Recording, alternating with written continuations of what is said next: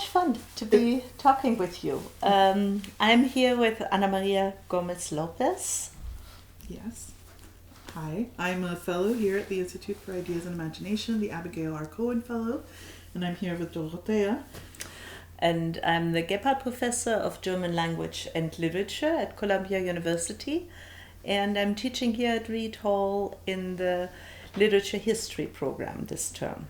Over the past month, Anna Maria and I have had wonderful conversations. And I'd like to follow up on what I've learned from you, Anna Maria. And learning has been mutual, Dorothea. Seriously. If you allow me to ask some more questions based on what I thought makes your art, your oeuvre, so unique and distinct. At least something I have never encountered before. And listening to you made me follow up more on conceptual art. But first of all, I was struck by how your art is often based on archival research.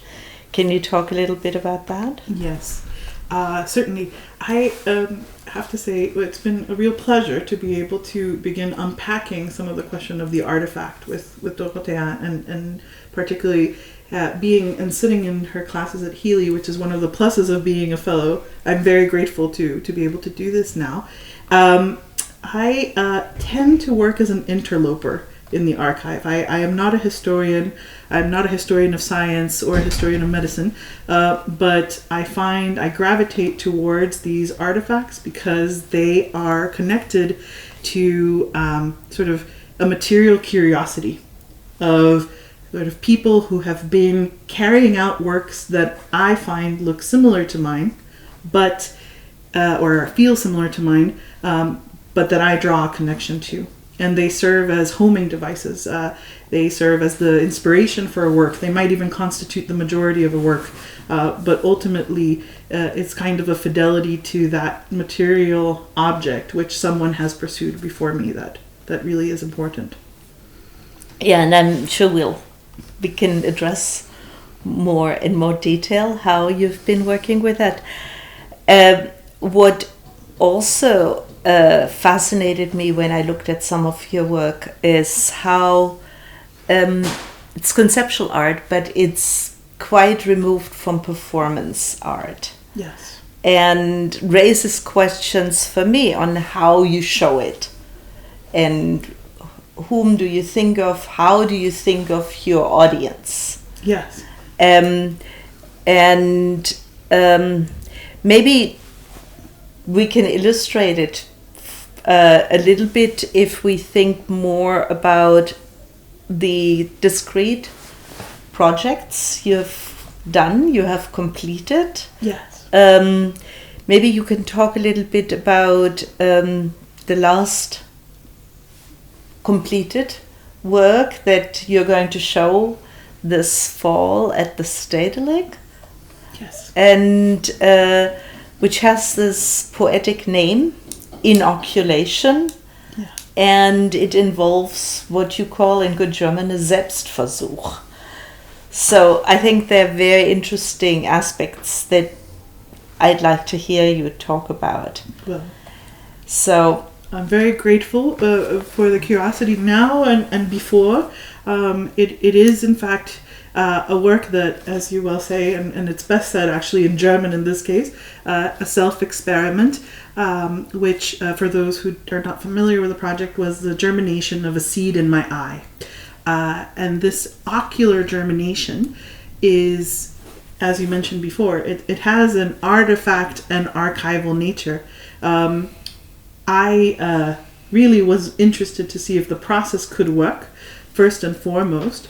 And I really was inspired by a lineage of people who were not in the arts, so not people who work with their body and performance art per se, but rather doctors, scientists, thinkers who use their body as a medium to test a hypothesis or an idea.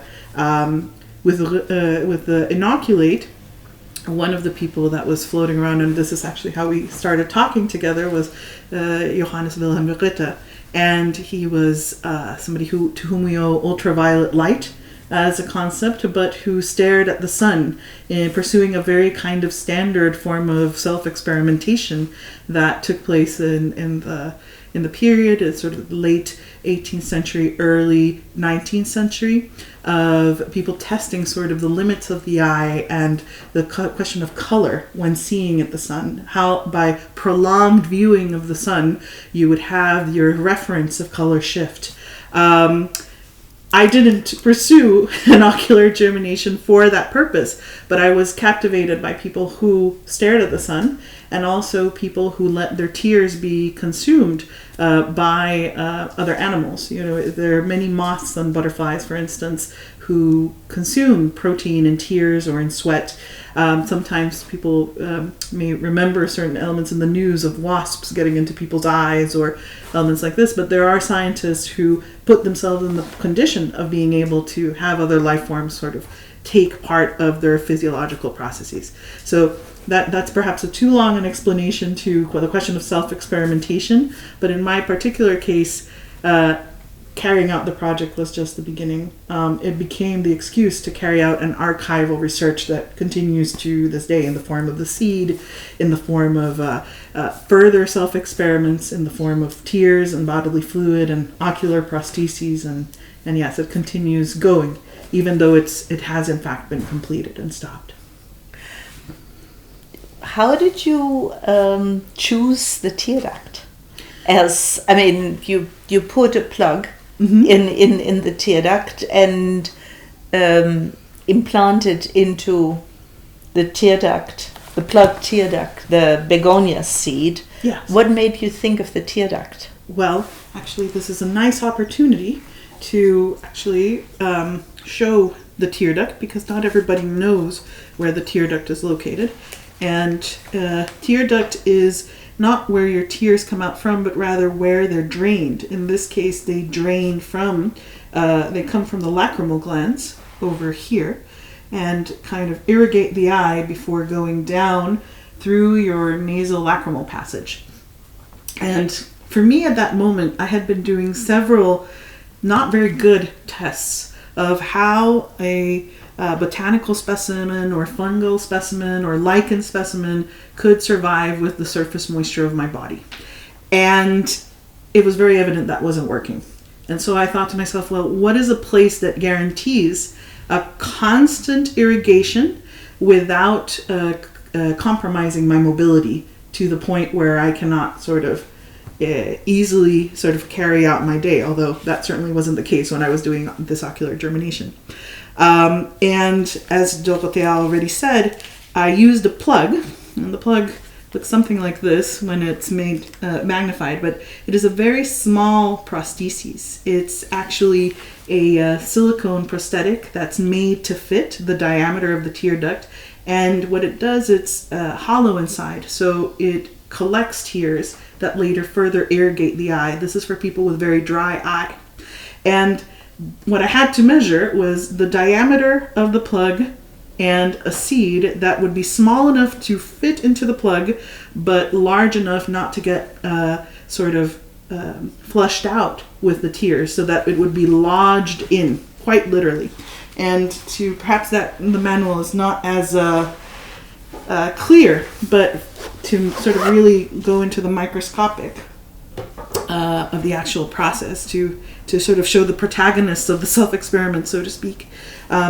This is begonia seed here, and this is one that was done with the Wageningen electronic scanning microscope center. You see this honeycomb feature. This seed is no longer than 0.4 millimeters in its longest side. And so that was actually what allowed it to be in such a small plug in the tear duct. Please, by all means. I was just struck by the way you illustrate this. Yes. And I assume this is part of what will be part of the display. Yes. At the Stedelijk. Yes. And the way you had crossed out the botanical name of the begonia. Yes. of the begonia of which this is the seed. Yes. And I wonder whether you could comment that. Of course. No, absolutely. And this is part of the archival research that continues. The begonia was hybridized for the first time in Berlin, actually, by Linkenauto, the two botanists that worked at the Berlin Botanische Garten.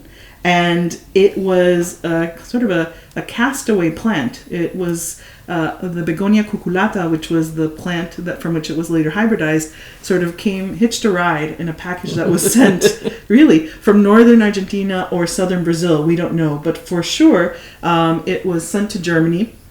And the potential, its beauty lent it enough that they wanted to hybridize this for a completely new horticultural species. The question, however, for me, and the reason why it's crossed out, is how do taxonomies get sort of reified, and what is the sort of, like, if you will, almost the archival genealogy of this one seed, not just in the garden in Berlin, but also in other spaces. And I was struck when, in looking back at the history of the begonia as a genus, I found that the first drawing of it in the Americas was actually done by Martín de la Cruz and Juan Baliano, who are Xochimilca and Mexica scholars. One was a doctor, the other one was a translator, and they had to prepare a herbarium, soon after the fall of Tenochtitlan. And as sort of this first generation descendants of either survivors themselves or descendants of the entire sort of wave of the Spanish colonization and all the epidemiological results that happened, they were tasked with doing a herbarium of all the medicinal plants. And this plant, Ohuaxiocoyolin, I'm not a Nahuatl speaker, clearly, was actually used for visual ailments. It was used for people with blindness, but possibly with other conditions, which is why I found it to be too much of a connection in terms of sort of this archival past, of which there are more layers, but which to me makes me want to remit to the earlier identification of this genus. So this is why this is there. Great, thank you. No, thank you. And but so, can you say a little bit more about the actual experiment? Yes.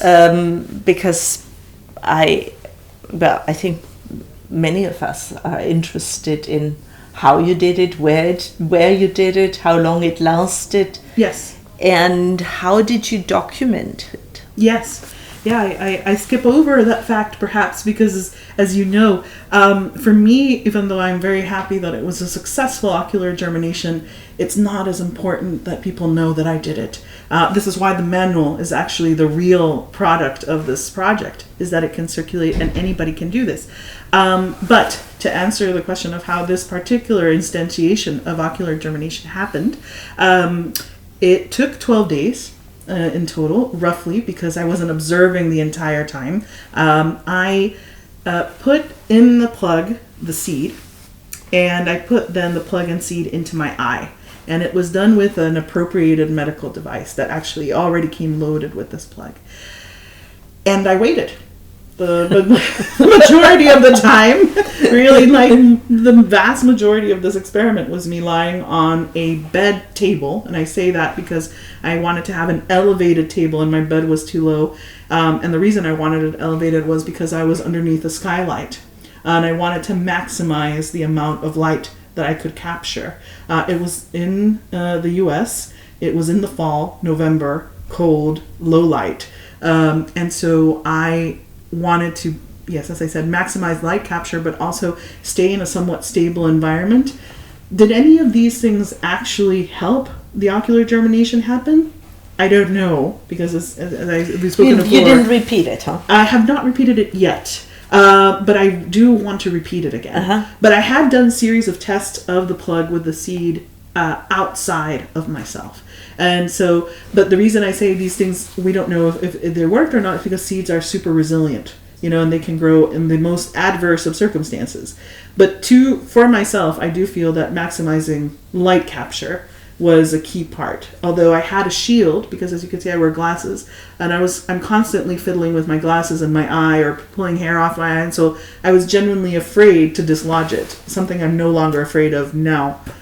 But I thought that the best thing would be basically to stay with a modeled eye shield, a eye shield with holes to create modeled light, and stay as long as I could before starting to check a week or so later, 10 days later, and finally start seeing a small sort of a bit of green that gave me the hope that the plant was actually coming. So if I come back to the question of the experiment, yes, what you have right now described, a lot of it has to do with, and what you tried out, probably measured and experimented with, was how this would actually work. Yes. Yeah? How would you get that tiny begonia seed to germinate? Yes. And once you figured out how to make it work, then you tried it out on yourself. Yes. And managed to get it to work the first time, I Yes, guess. it worked the first time. I was lucky. But now you also seem to envisage repeating it, and the way I understand it, the way you display it, and is so that anybody could repeat it. Yes. That's sort of the kit element. Yes. Kit and the manual element of what you're displaying and what you have started to show us some of. Exactly. But what then, apart from the how-to question with regard to making it a successful experiment, yeah? Mm-hmm. What were you trying to figure out?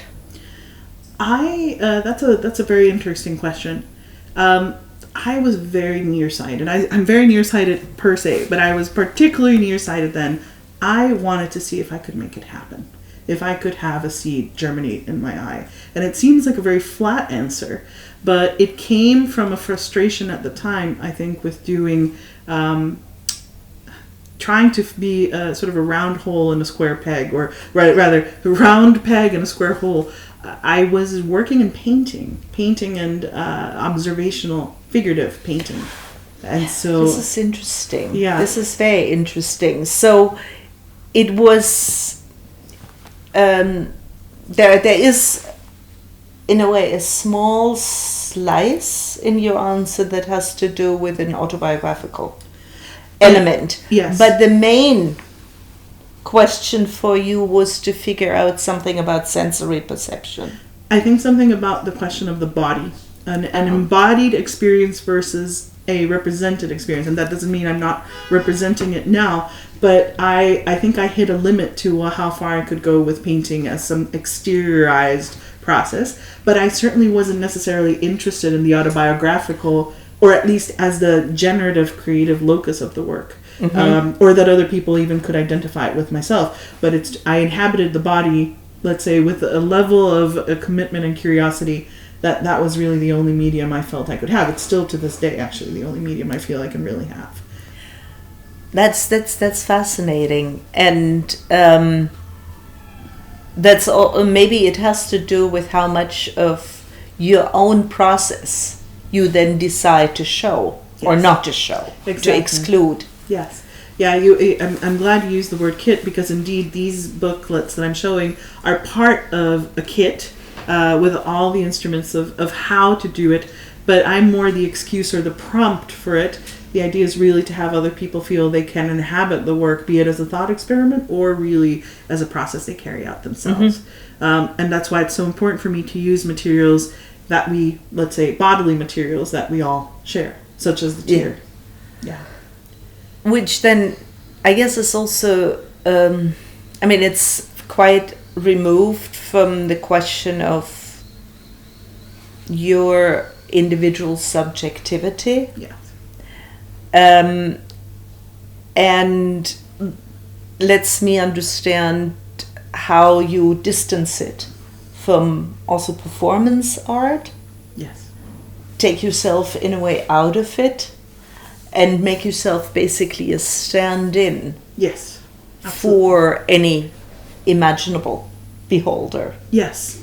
Yes, which is why perhaps the question of a why feels somewhat vacant. I was genuinely curious of the physiological process moving past myself to create the possibility of ocular germination. But exactly right. For me, it's now far more about opening a space where other people can feel that in their embodied experience, they could approach this process. This is super interesting. The way you're working at this threshold, you said. And in a way, it's also a threshold of representation. Yes. Or non-representation. Yes. So I'm very conservative in the amount of images I produce of myself. I don't show as many, or certainly I only show it very quite partially, because I want it to be so that people don't really see me in the process. Even though, of course, with the iris, we have layers of identification in terms of the eye, or I cannot escape my own physiognomy, but the idea is for it to be as minimal as possible. I know our time is kind of running short, but I would like to ask you at least two more things that I'm fascinated with. You did hint at your next self-experiment. Right. And that involves growing a pearl. Yes. And it involves other senses. It's no more, it's in the dark, and it involves the haptic sense, feeling the shaping capacities of the tongue. Yes. But I think you should describe it. Yes. Well, I'll take a step back, because the haptic qualities of the tongue actually began with the haptic qualities of the eyelid. And the idea, I think, with the ocular germination, that part of the reason the plug had to come out was because the plant, although successfully in its sprout, was being flattened by my eyelid. I did not think of the eyelid at all in this process, which seems to be quite naive in hindsight. But I was so unsure that the process would work that I don't think I even let myself imagine the scenario where an eyelid would flatten the plant.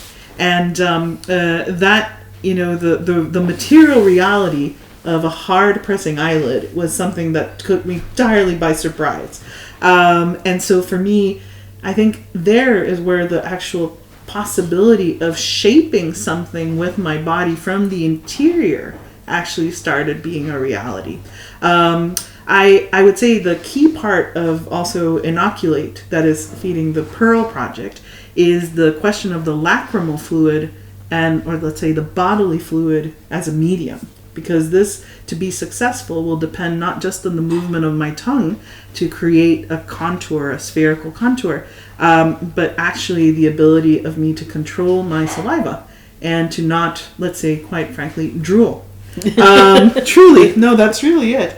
And I realize I've been holding this booklet, but in the spirit of bodily fluids, this is a magnified tear, and this is actually the formula for photosynthesis, because as I was saying, light capture seemed to be most of what I was actually engaged in at the time. And what happened long after the ocular germination, which feeds into the Pearl project, actually, is the idea of collecting my own bodily fluid. And one might say, why does one collect one's saliva and exteriorize it? But the question of keeping the saliva in to perform something other than mastication is part of the challenge of this project. And in thinking about the Pearl, I'm pretty sure I would not have arrived to this had I not been thinking about it. And I'll explain the link in a moment if you'll humor me. But this is a small ampule of tears, of my tears. And it's, let's say, superfluous and unnecessary for an ocular germination, insofar that everybody has their own supply of tears and they can work with it themselves. But had I been able to do this, I would have been able to extend my bodily limit and actually test the seed growing with my own self.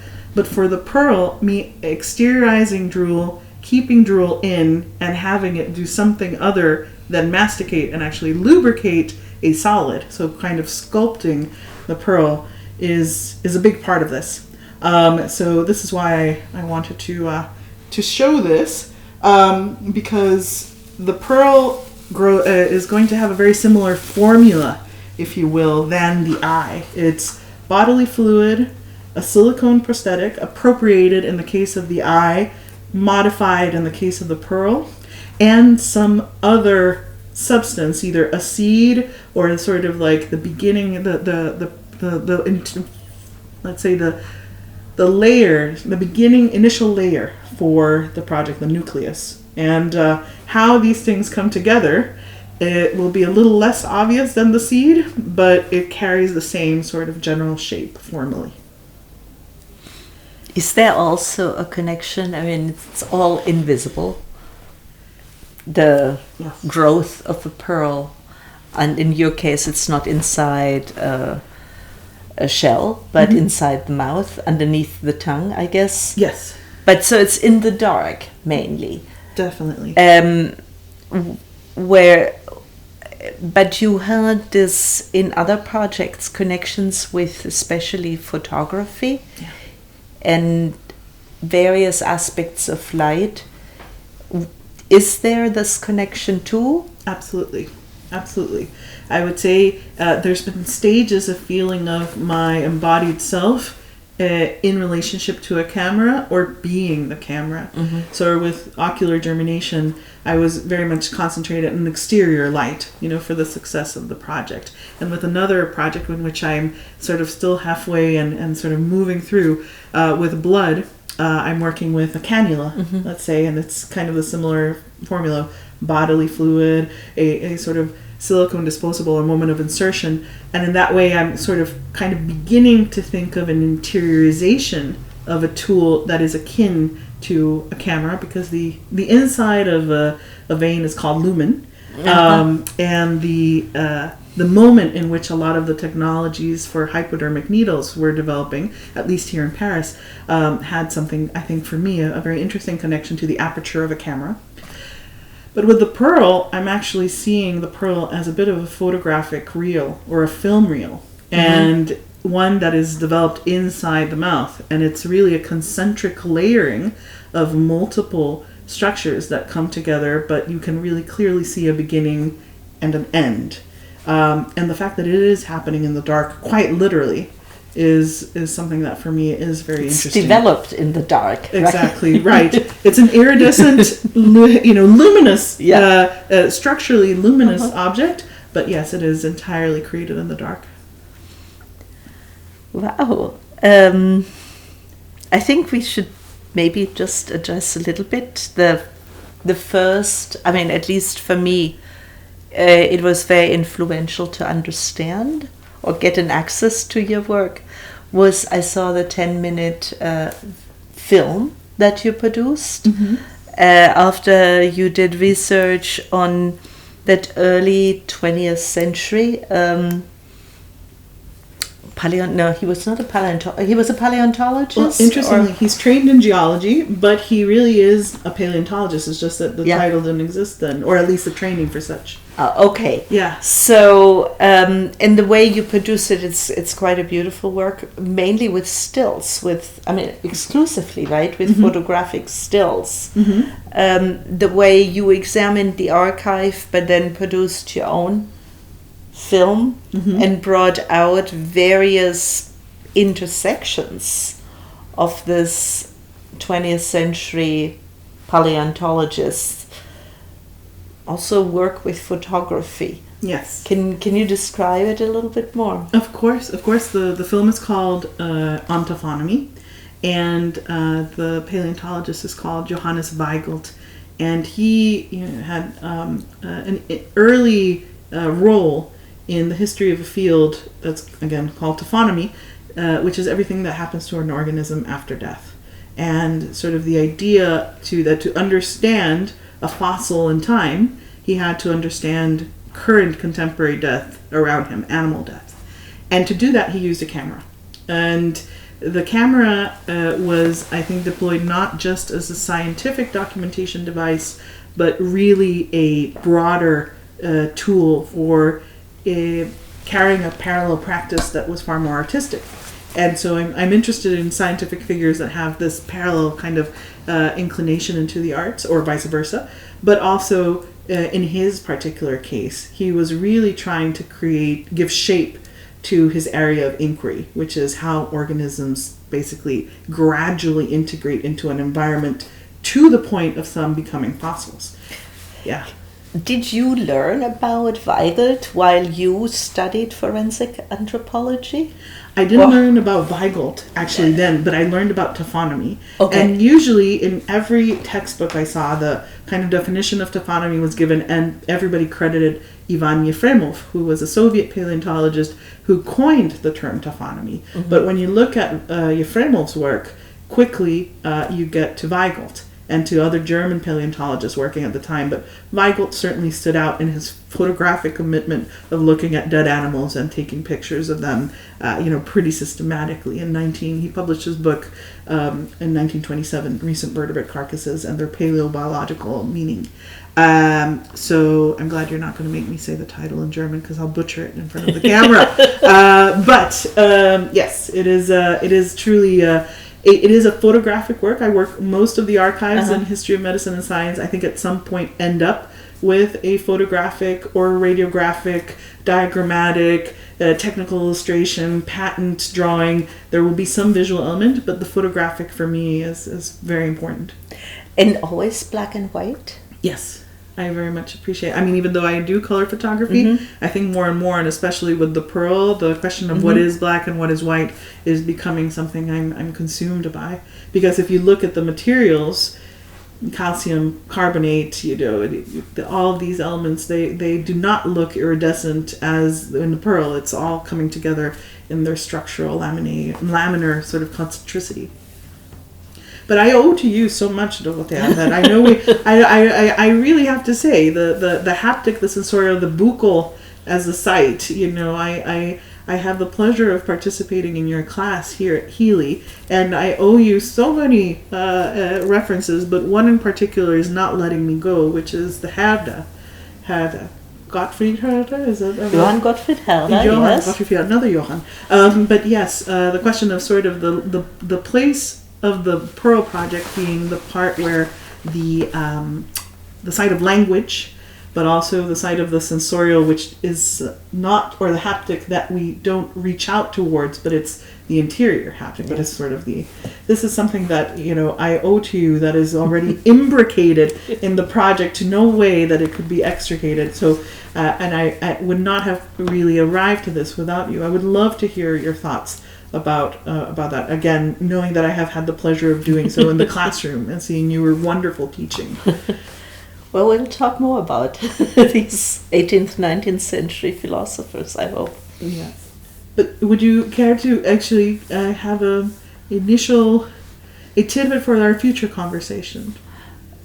Well, I mean, where I could see your connection with Herder was that Herder's big intervention in 18th century philosophies of language and aesthetics was his moving away from the dominance of the visual of his period, moving towards what he called feeling, but which is in everything from what we sense in our fingertips to how we experience our body in space, and the affective emotional range related to it, how that has he asserts its own sensory importance for aesthetics in the sculpture essay that we read together. Yes.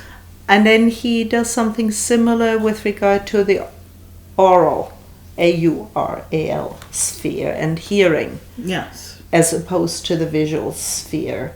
Yes. And I could see that quite exciting connection your self-experiments have with the way Herder intervenes in his contemporaries' discussions in aesthetics and in how, in a way, they model the work of art. Yeah, in a way, I could see the connection between how you, for your contemporary interlocutors in the arts, with your kind of self-experimentation, create in a way a provocative new model object of the artwork. Yeah. Well, I owe to you the fact also that Herder himself had to deal with at least the material reality of his eye consistently. A botched operation, right? A lot. But the question of sort of the what is the artwork, or what in terms of its sort of let's say recognizable aesthetics, and what are the in its making and beyond. I have been hesitant to discuss or even touch the subject of which the heavy reading that we've had in the last few weeks, it makes me. I'm certainly not trying to position myself or embed myself in the German canon, but the sublime, the question of the sublime and the pearl in its, let's say, reflective material qualities of the sublime at the time. I knowing that time is running short, I would love to hear, for my own perhaps indulgence, even. I think we'll have to do that another time. Well, okay, we might say that I owe to you the reflecting on the sublime, on the pearl, for the continuation when the pearl actually exists. Let's see. But Dorothea, thank you so much for the conversation, the curiosity, the interest. I have so much to learn. No, please.